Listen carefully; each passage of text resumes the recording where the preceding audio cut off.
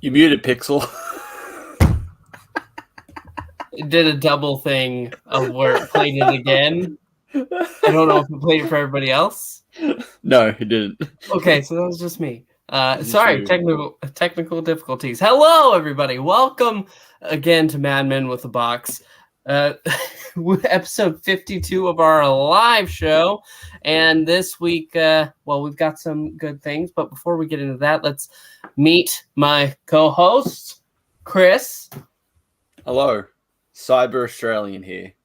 Not much of an upgrade. That's right, we were due one. And speaking of upgrades, Dr. Man Joe Corallo. I don't know if I'm an upgrade. I'm half the man Jimmy is. In every way. That's horrible. Great, but horrible. Yes, Jimmy could not make it today. He's having his early dinner, which is somehow running late. But yes, he asked us to push this back half an hour, and he still couldn't make it. He couldn't make it. That's right. Looks like once again, Joe drew the short straw. He didn't draw one of my fingers. So anyway, we have later our review of Spare Parts, a Fifth Doctor Big Finish story. But we'll talk about that at the appropriate time. For now, it's time for news. It's me, GPZ. Wouldn't it just be a regular dinner? No. He said his 80-year-old grandmother was there. Chris asked, so what? And yeah, you can have dinner literally any day. That's right. It's not like specifically Wednesdays are dinner days. Okay, that's right. Late to the early dinner. That is Jimmy to a T. Yes. Okay, but for now, let's talk about some news. And we were having nothing this entire week. I was thinking literally the only news in existence because nothing else has come out. Yeah. Mel's back. Malcolm back, which I appreciate. Bonnie Langford is returning to Doctor Who as Melanie Bush. And who doesn't love Mel? Carrot juice. Sorry. All that someone said that's how Tennant's going to regenerate. She's going to give him carrot juice. He's going to drink it. It's actually poisonous. He dies, regenerates. Chloe earlier posted, just so everybody knows, Mel loves screaming, loves doing this and that, and basically listing a bunch of wrong things, and then said, and not to mention, she killed the Sixth Doctor by putting a treadmill in the TARDIS. But, I don't know. I'm excited for this insofar as she got a really short straw here as a companion. She was in some of the absolute worst stories ever. I really like Terror of the Vervoids and Trial of a Time Lord. But then she's just in terrible stuff for a while. I like Delta and the Bannermen enough and Dragonfire. That's it. That's rough. Yeah. And the fact that she never got a proper, not until expanded material, a proper companion introduction. Yeah. Because she was thrown in out of order. Yeah, which is kind of a cool Doctor Who sort of thing, but you do eventually want that covered. Which they wanted to, then they're like, get rid of Colin and do a different season 24 instead. Yep. Yeah. Yep. And her audios aren't, that's what saves her character, is the Big Finish stuff. From what I've heard, it saves a lot of her character. Her and the Argonauts was really good. Because she didn't want to just be the screaming damsel that they like to make her. So that was. But this confirms an earlier leak. That was earlier the year where someone recorded like audio or footage of Donna mentioning someone called Mel, and everyone's like, "Oh, is Mel coming back?" So I'm guessing this is the case because we still don't know. Is she going to be for the 60th specials, or is she coming to Series 14? Because I think they stated it's not just a cameo. She will have a part to play when she comes back to Doctor Who. Yeah, so that means that there's some things to go ahead and discuss. And actually, while I have this up, I need to go ahead and stop the screen. No, she's not going to be on the live stream too, Jarek Breen. Eric, why are you like this? There was something that was, I didn't know about this, and we didn't talk about it at all. There was a set, a massive set that we could see. It's a unit helipad. And if I pull up the images, we can actually see.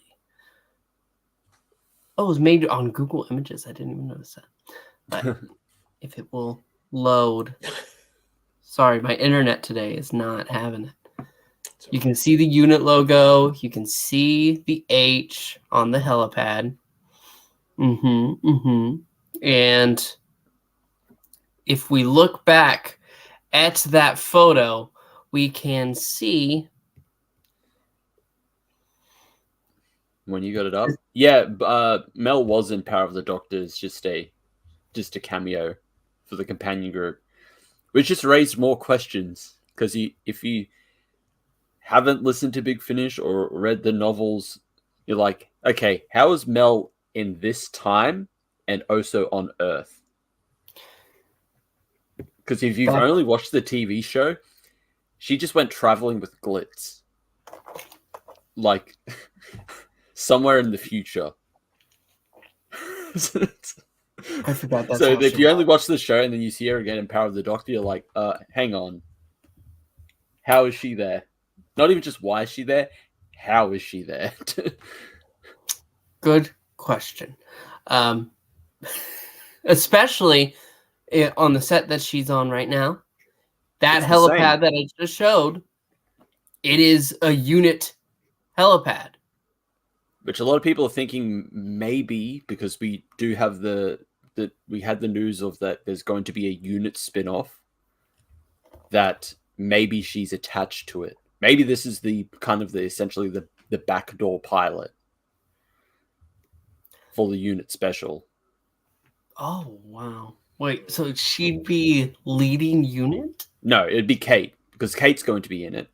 So Kate will be pretty much the Brigadier this time around. She is...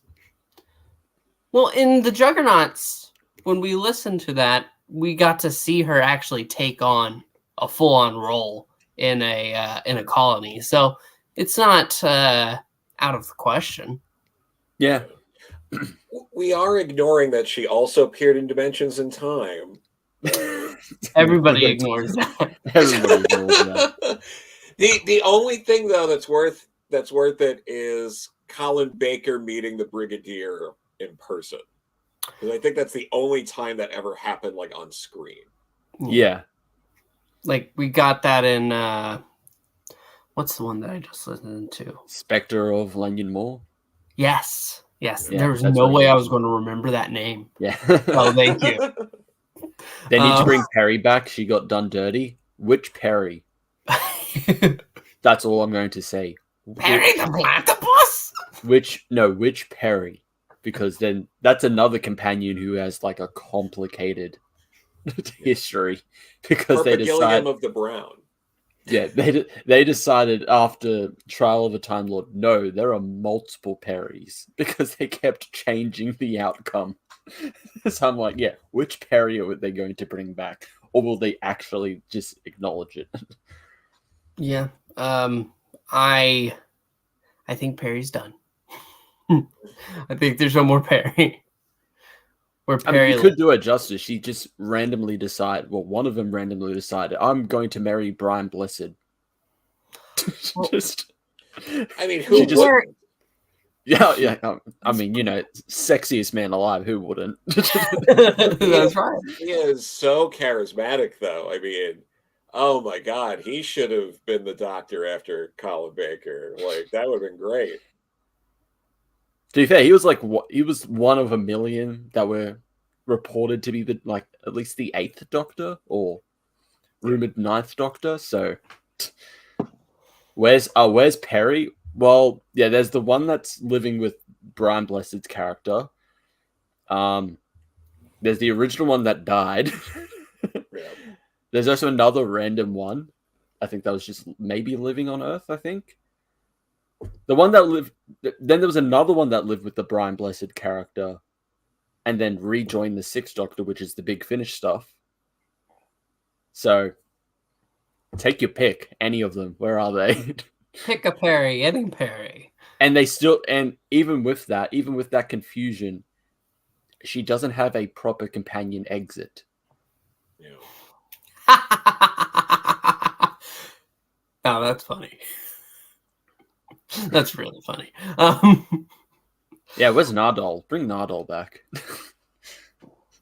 I forget what happened to Nardole. He got stuck on the Cyberman ship, just defending it for the rest of his life. Well, that sucks. Matthew here is pointing out what's on her arm, because her outfit is pretty normal, except for the fact that she has this ring. In our DMs, Jimmy was speculating that Cybermen. I don't think so. I don't think so. Even though Mel hasn't had a Cybermen story, she's one of a few companions that have yet to actually encounter Cybermen. Actually, no, wait. Big Finish, they just did one. She did, yeah. I kind of forget that box set. Even though I like that story, yeah, she did meet the Cybermen. Okay, yeah. So, yeah, she has met the Cybermen. I don't know, maybe that thing is connected to Glitz's ship. It's a transporter. Who knows? I don't know if it'll be Cybermen. Cybermen need a break. We've had them consistently in Jodie's era for the past 3 seasons. After getting the big one with Capaldi. Yeah. So there's just no... Cybermen need... Literally the top 3 villains need a break. Cybermen, Master, Daleks. 2 of them, I can see them honestly giving a break. The Daleks, they will never give a break. Because they want to keep the rights. Because the Terry Nation estate is very... I am a tyrannical Dalek when it comes with the rights. Not enthusiastic about how they view the universe, but I love a Dalek episode. So they don't do enough with the Rutans. Come on, have them come back. I mean, we brought the Sontarans back. Exactly. So bring them and don't change the design. Don't change it at all. The green jellyfish blob. What if we get 2 generations? We have the RTD Sontarans and then the Chibnall Sontarans, and they're at a civil war. Maybe. That sounds like a really good story. And you have Dan Starkey playing all of them. No. Dan Starkey just plays all of them. So Justin here. Comic strip companions. 6C companions. The lines are converging. RTD only has one logical step, and we all know. Bring him in. RTD, you coward. Bring him in. Is Frobisher? Is he okay? Is he all right? Hey, what's up, 50%? Jimmy is not here. He is busy at a dinner. He forced us to push this back, and he still couldn't come. Yeah. Shut up, Joe. I know what you were thinking. I wasn't going to say anything. Any thoughts on Frobisher, Joe? Frobisher's still great. We talked about how great Frobisher was last time. My opinion has not changed in the least. No. I know, but we have to keep saying it. I'm actually honestly surprised that they haven't tried adapting comic companions or novel companions before. outside of Big Finish, because Big Finish did Fitz and Izzy, I think, the Eighth Doctor companions. All right. Yeah. But they haven't like brought them into the show. Yeah. So honestly, do it RTD. And you know, as long as it's Frobisher. Really, really nice if they did a special for, not saying obviously we all want some more of the Eighth Doctor, but if they did one with his dream self where he has his two grandkids, I can't remember their names. Oh, John and Jillian, something like that. The Who's. Yeah, yeah. And he's exploring with them, and all the adventures are light and airy. And then he wakes, the last one, he wakes up and he was like, that was a nice dream. we joke, but that is literally their story arc. Yeah, it's great. Yeah. Like, it's heartbreaking, but it's great. When you say Frobisher, do you mean Peter Capaldi's character in Children of Earth? Yes. The best Doctor Who companion that wasn't a Doctor Who companion, Peter Capaldi's Frobisher. Somebody did say, actually, I think it was down in here. Sorry, I forgot about the Mona Lisa Frobisher. All I ask is that Peter Capaldi provides the voice. What's the meme? I don't get it. Oh, about John and Jillian? They are literally dream characters. Yeah. They never existed. The Doctor's two other grandkids, they never existed. If only there was some like AI program that could expand out that picture so we'd see what else was in the background of the Mona Lisa there. Yeah. So we should work on that. I think Justin did this himself. We should just appreciate real art. The Frobisher meme. I think Pixel is finding it. Oh no, I'm not finding the Frobisher meme. What Frobisher meme? That Frobisher is great. We love him. That's the meme. That is, but that's the meme. But we mean it. Yes. We stand it. So 2 more things, and they're not really things, but after a long day of doctoring, it's nice that Shooty can find, yeah.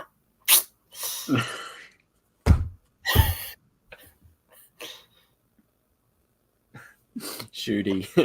Marketing. What is this? Is this just like a soda or an energy drink? Well, luckily, I'm not British, so I don't know. True. But whatever it is, Chloe got one too. I guess it is a type of drink. But he changed it though.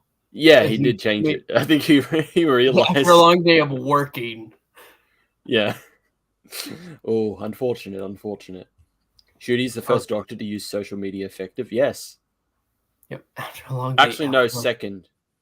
Are we all forgetting when Sylvester McCoy fell for the fake Rihanna quote? Hello, Rihanna. Yes. Poor Sylvester. Too.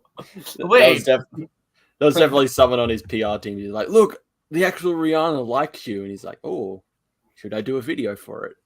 Video response. Poor Sylvester. Listen, he's him. What? One last thing. That's it. There are 2 visual presets permitted when you're the showrunner for Doctor Who. That's. Yep. But to be fair, we haven't had a showrunner that it's had colorful clothing like J&T, so. That's true. One day. I think they one day. These ways. And then wants a Doctor to reflect his outfit style. Though we will say, look at that. Chibnall's coat. It's getting a little red there.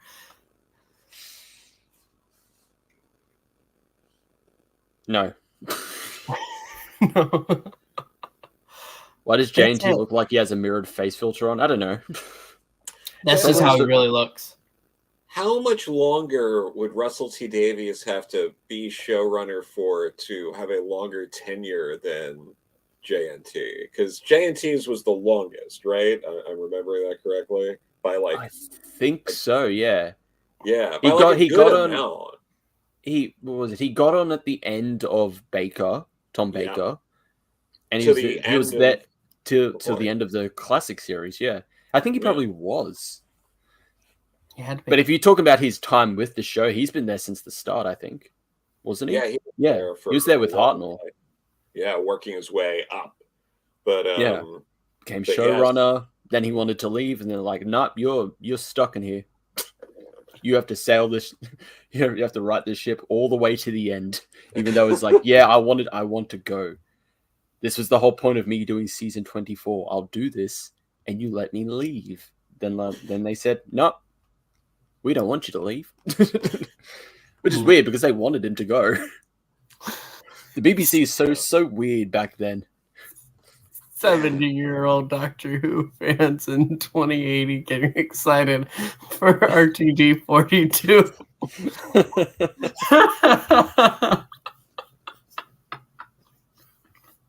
Yeah, I don't know. I don't know how long he has to fight for that position. But didn't he? Wasn't it early? Sometime early in the year, he only said he's planned for like what? Was it 3 seasons, or he's going to stay for like three something years? Yeah, so if he stays for 3, he won't be able to. He'll still be short of JNT, I think. Yeah, but I'd still think he'd be maybe the second or third longest running. Yeah, it'd have to be second because he did what? He did technically 5 seasons, 4 seasons in the specials, and now he's back. So yeah, he'd probably be like the second longest. Yeah. He'll have outdone Moffat by 1 though. Oh yeah, because then Moffat was also another one where he's like, "Yeah, I want to go," and they said, "No, you're staying for another season." He's like, "Please just let me go." If he had gone though, we wouldn't have gotten that last Christmas special. We're getting them back, which I am grateful for. And I'll always be fair, did we really need that last Christmas special? Yes, it's great. It was okay. Aside from the very mischaracterized first Doctor. It's not a very mischaracterized. Yes, it is. 30 seconds. 30 seconds, 2 jokes. He wasn't. The rest of it is great. He wasn't sexist at the end of his life. If this was very early First Doctor, maybe. But it wasn't 10th Planet First Doctor. He wasn't being, "I'll give you a smack on the bottom. You, woman, get me a drink. Pour this man a drink." His confusion was the best part, though. Like, was it the Romans when there's that whole bit where he's calling, Ian the Wrong is calling him like, no, he was, he was trying to talk to Ian, but he was calling him like, William or like Chatterton instead of it was called him Chatterton instead of Chesterton. Yeah. And Barbara was just like Chesterton. And then he looks at Barbara and turns over and goes, "Ian, Barbara's calling you."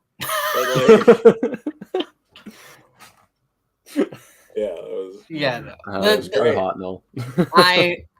I look at it as that's 2 messy lines out of a really great episode. So I can shrug it off. At least the novelization tried to fix that. It was just one purposely like trying to mess with the 12th Doctor and embarrass him. So it's like, okay, they at least tried to fix it, but still it was still weirdly out of character for him at that point of his life. It's pretty much just like the 5 Doctors for me. They went ahead and had, "Get me something to drink, woman." They up it to highlight the difference in era. So yeah, but the best part of the 5 Doctors is the harrowing incline that Sarah Jane had to overcome.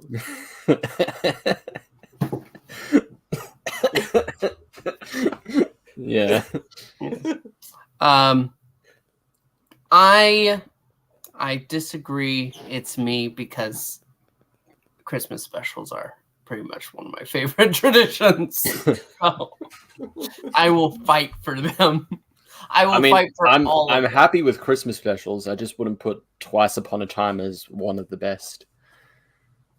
I don't know. There's something very. And was it really a especially Christmas special until till the end? till the end? Till the end. It's like, oh yes, it's Christmas Day. But then there was Voyage of the Damned, which was it was Christmas, but none of them really cared because they were on the Titanic in space. So I mean, certain Christmas specials are really they go ahead. Dr. Mysterio freaking slaps. I really have a hard time remembering Dr. Mysterio. It's like it's been pushed out of my mind because there was such a long break in between that when it came out, it's just probably because it wasn't good. I can't even really remember it. So, but anyway, talking about things that we can remember, we have this last week gone ahead and it was a re-listen for probably all of us to Spare Parts, the genesis of the Cybermen. One of them. Well, it's the main one though, isn't it? It's the main one, yes, but it's one of them. Yes. I mean, speaking of Dr. Falls, it's a parallel evolution. Yes, but that was on a ship, so it was different. It was away. Hence parallel evolution. That's right. It's one of many origins because they decided. Oh yeah, remember World Shapers? Yeah, remember how the Vord were the original Cybermen, the Vordable races. Yeah, that's the origin of the Cybermen. And then Dr. Falls is like, yes and no. Yeah. And the one in the comics that has the Silurians of Mondas as the original Cybermen. Oh yeah. Yeah. But this one, Spare Parts, it is truly spectacular. But let's go around the horn. Go ahead, Chris. Take us away. Thoughts. Spare Parts. Spare Parts. What could I say about Spare Parts? It is fantastic. Yes, Jimmy, we're done with the news. It was literally one thing. What are you talking about, Jimmy? All mill. But Spare Parts is fantastic as an origin for the Cybermen. Really intriguing, really engaging, and I love they don't sheer away from like the horror of the conversion, especially with Yvonne. That scene in particular is probably the standout scene in that story. Oh, it's such a heart-wrenching scene, just her being reunited with her father and brother, and she's just with that horrible Cyberman voice. Ugh. But everything about it, I loved it. And the fact that like the Doctor is essentially, I can't really interfere, but then he tries to, but then as we know from the end of the story, nope. History has other plans. You're never going to change it. But no, everything about Spare Parts, probably one of the best stories Big Finish has done. Absolutely loved everything about it. And I loved me some Mondasian Cybermen. Yeah. Love the Mondasian. They are the best design.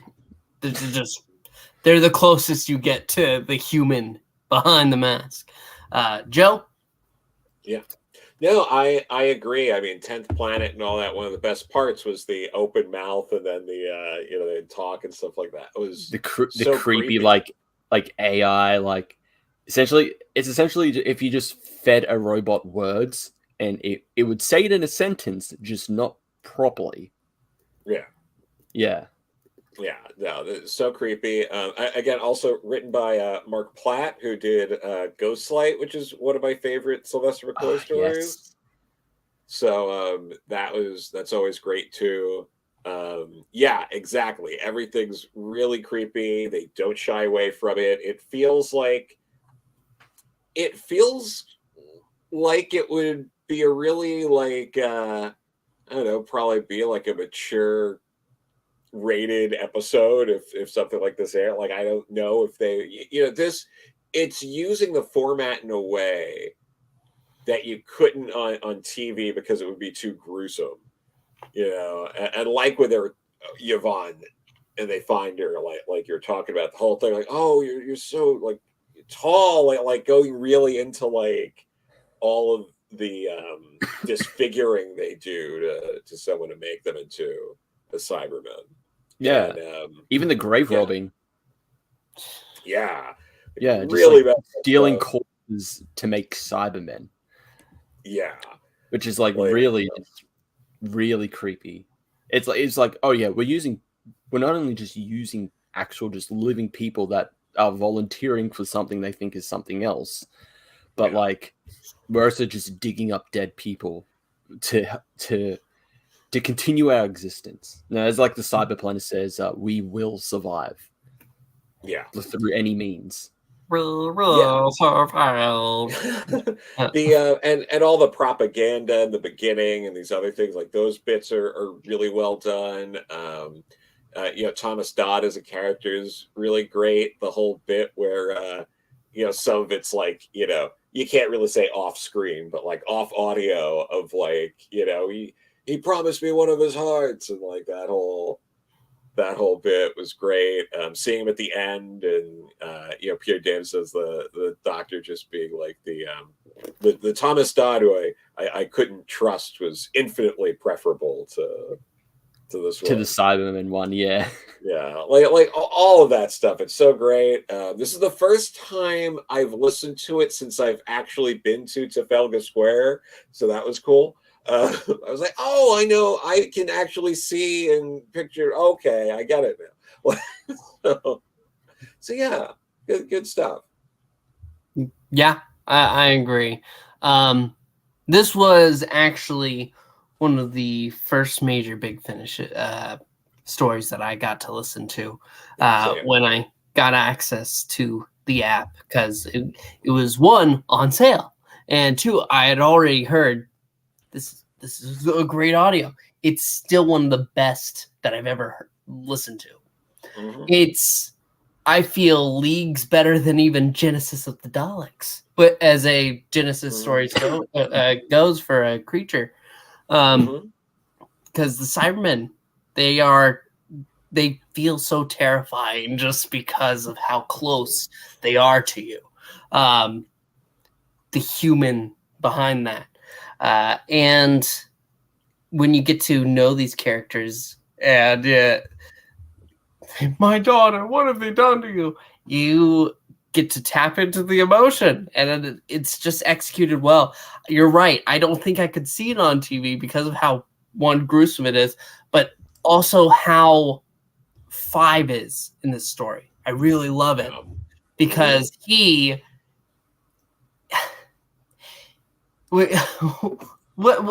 not a dandy or a clown. I can't remember how he's described in the Five Doctors, but he's lighter. He's lighter than others would take it, but not in this one. This one, he's taken a bitter turn, and it's understandable. But at the end, there's not really a lot of hope, because there's no hope with the Cybermen. No, we know how it turns out. Yeah. Yep. Because I think when I first listened to this, maybe I think last year, I just like, okay, so they've somewhat changed the origin. Okay, how's this still going to turn out? And it's like, nope. Zhang is still alive. He has his own Cybermen under his control. Because they're still going to lead into the Cybermen. We see that in the 10th Planet. Yeah. Yep. Also,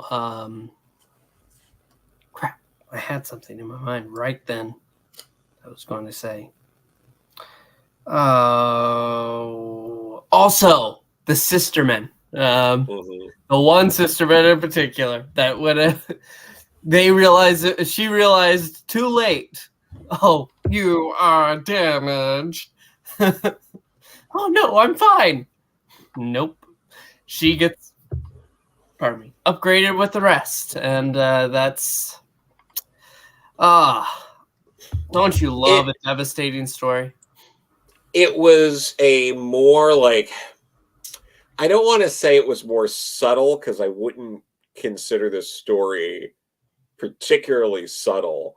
But when you compare it to something like Genesis of the Daleks, I think where this might edge it out a bit is it's subtle in that you're not literally seeing characters who are more or less dressed in like SS uniforms and things like that. Like, you know, so you don't have that. Whereas like this is very like, you know, it's that mentality of sort of like Nazi Germany and things like that without some of the same visuals and without, you know, a lot of that.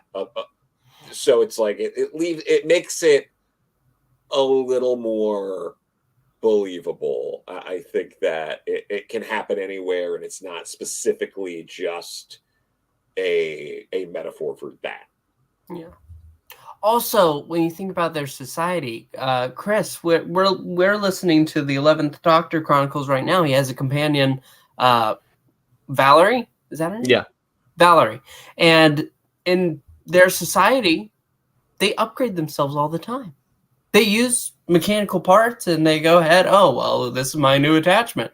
One of the stories, she starts tearing herself apart to get the Doctor back. But that's for another time. But here it's the same thing. They're using technology to upgrade themselves, so they see it as normal. Oh well, that's just the guard. It's fine. Yeah. It's all good. The Cyber Horse. It's not even like treated as like as if this was the origin story. Like, oh, this is all new. This all just came out. It's like it's implied that they've been doing this for a while. Yeah. Just to survive. Like the dad is briefly dead. Like Nyssa thinks he died, and then he just pops back up and he's like, oh, I'm okay. Yep. Because of what they have. And then having a parrot that is a cyborg, it's half machine. And just have Cybermats as pets. It's got a bloody accordion in there. Yeah. So very much like we're thrown into a society that is pretty much, I would say, 3/4 of the way there to being Cybermen. This was just like the linchpin that really threw them into like fully going for it. So that's what I like about it. It's an origin story, but not like from the very beginning. We're not going to be like, it's not like, oh, we found these like devices that augment people with mechanical parts.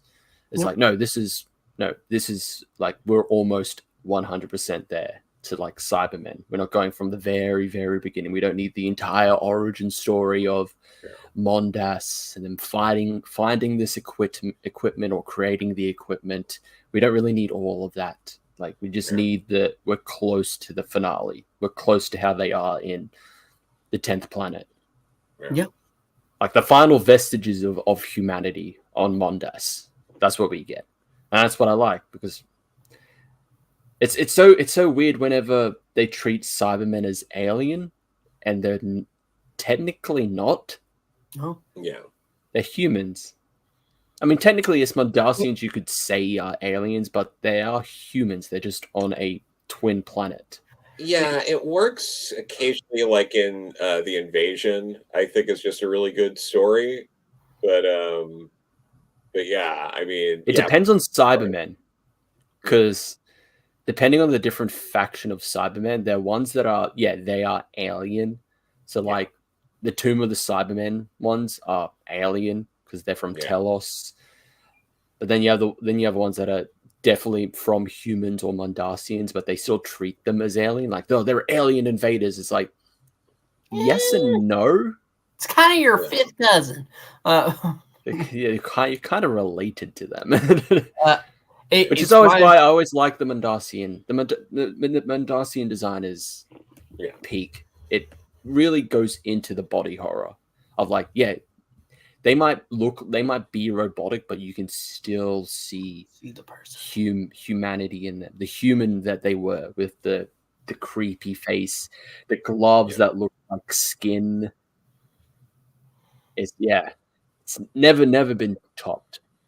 Tomb of the Cybermen design, probably a close second, but the Mondasian one, it's never been topped. No.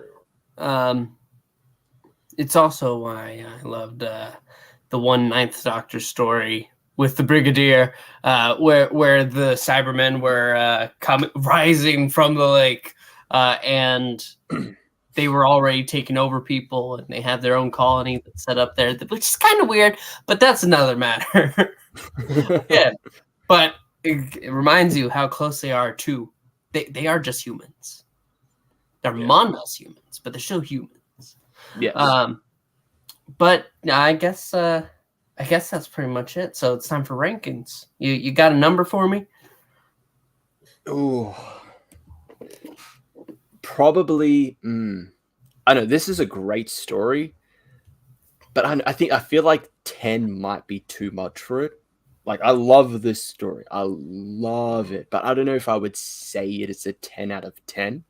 I'd say probably 9.5 out of 10 for Spare Parts. It's a fantastic Cybermen story, fantastic Fifth Doctor and Nissa's story.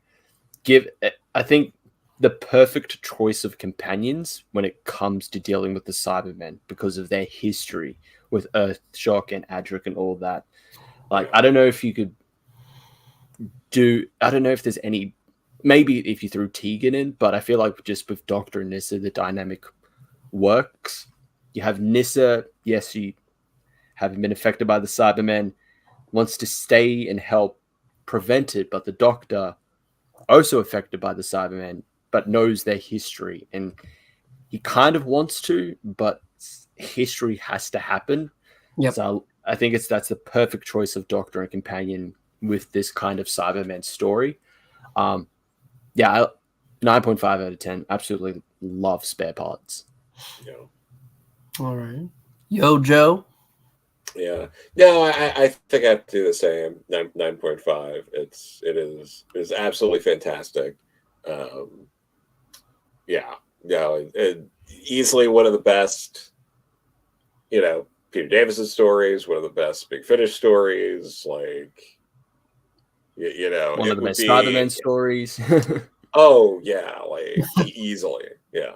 I'd put it up there with, Invasion, Earthshock. Like, I love the Cybermen. There aren't. I wish there were more really great Cybermen stories, but yeah. Especially with modern. Yes, modern. I wish. Especially with Modern Who. Well, their reintroduction, I think, is good. It's a good reintroduction and a different version of the Cybermen. But after that, the only other good Cyberman story I would say is maybe Haunting. And even then, that's barely a Cyberman story. That's more of a horror story. Yeah, that because he happens to have a Cyberman in it. Yeah. He's like a hologram for half of that, and not even really appearing as his Cyberman self. And then it leads into the Great Cyber War, which they put on screen and isn't good. It's just, you shrug it off. Okay, that's the Great War, everybody. Have a good day. Okay. Actually, I'd say, well, I wouldn't really say they're Cybermen stories, but World Enough in Time and Dr. Falls. I did like those. Yeah. I mean, technically, they're more of a Dr. Bill and the Master story than they are a Cybermen story. But I still liked the inclusion of the Cybermen in that. You have five good Cybermen stories in Modern Who. What about Nightmare in Silver? Neil Gaiman poured his heart into that. No, that is not a good Cyberman story. I know it's not. He made them so overpowered, and then everyone was like, "Yeah, that's stupid. Let's forget that." They can upgrade on the spot. I just want to know. I know that would be honestly the ultimate evolution of a Cyberman, but when it works in practice, it's not good. There's no threat. How could they win if the Cybermen are just now they can instantly upgrade? We can instantly upgrade. We're not weak to gold anymore. We can instantly upgrade. We can't be electrocuted. Yeah. You just reverse the polarity of the neutron flow. Exactly. If John Peel was writing this, Gaiman was just playing, man. He didn't really want to. He was like, "Well, I'm going to write an episode of Doctor Who with the Cybermen, and let's have fun." Roger Delgado could really sell it, though. Like the times where Pertwee would say that, and he'd just be like, "You did what?" Like, it's just like, what? It's like, calm down, Roger. He's done this like every episode. It's fine. He's done this. Yeah, he does this every episode. All I have to do is reverse the polarity. Pixel. Yeah, I'm not going to disagree. 9.5 is the best ranking. I was almost going to go just a flat 9, but then you said 0.5. I was like, oh yeah, we can do that. So 9.5. It's really great. 10 is just a little too much, but it's one of the best Genesis stories, period, from Doctor Who. Jimmy, thank God you're not here. Jimmy said 4. It's a 4? You're allowed to have your 4 opinion. parts, yes. Yeah, yes. It's a 4-parter, yeah. 4 parts. It's a 4-parter. Jimmy got it. Yeah. If you're still, are you still at dinner and listening? Because I almost want you to come on here to try to defend yourself, but you can't because you are so wrong. Oh, there we go. 4 parts. There we go. 4 parts. Okay. Okay. Damn it, Joe. Yes. 4 parts. 4 great parts. Though that one part, no. That's pretty much it. And this is the point where we would roll the dice, except next week we aren't reviewing anything. No, instead we are having a topic. The best Dalek episodes. And yeah, we're each going to basically pick some of our favorites and discuss them. And yeah. Evolution of the Daleks.